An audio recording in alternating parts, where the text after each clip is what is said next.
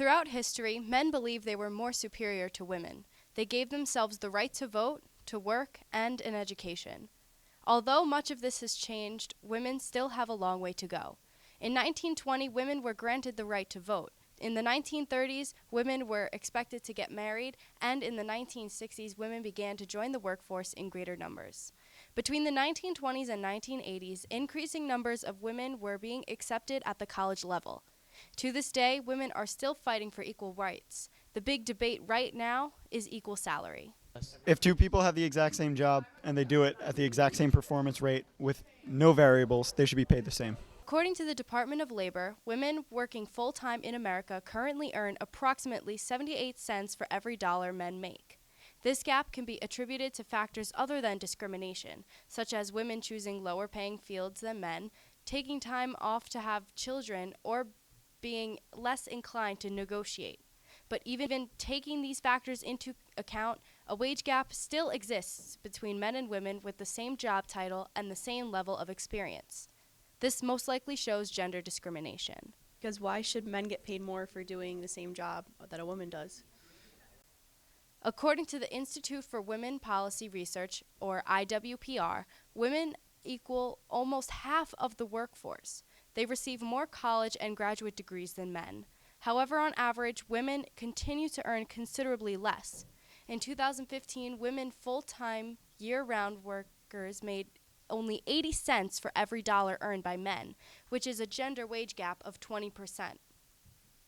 The first bill President Barack Obama signed into law was the Lilly Ledbetter Fair Pay Act of January 2009, which was inspired by a woman who, after retiring, realized that she earned less than her male colleagues with the equal pay or less seniority for over 20 years.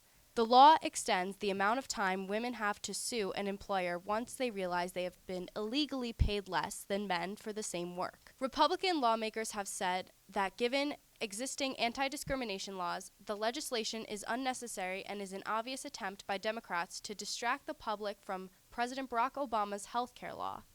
For reasons known only to them, Senate Republicans don't seem to be interested in closing wage gaps for working women, Senator Harry Reid of Nevada, the majority leader, said in a floor speech. Well, I think it's pretty vital to American society for both genders to be paid equally. And also, it's obvious if a man and woman are doing the same job and one person is being paid more than the other, it makes no sense. So yeah. Yeah, because it's basically saying if you're paying a man more, then you're saying that man's work is worth more than a woman's work, but they're worth the same because it's the same job. According to IWPR's research, if change continues at the same pace as it has for the past 50 years, it will take until 2059 for women to finally reach pay uniformity.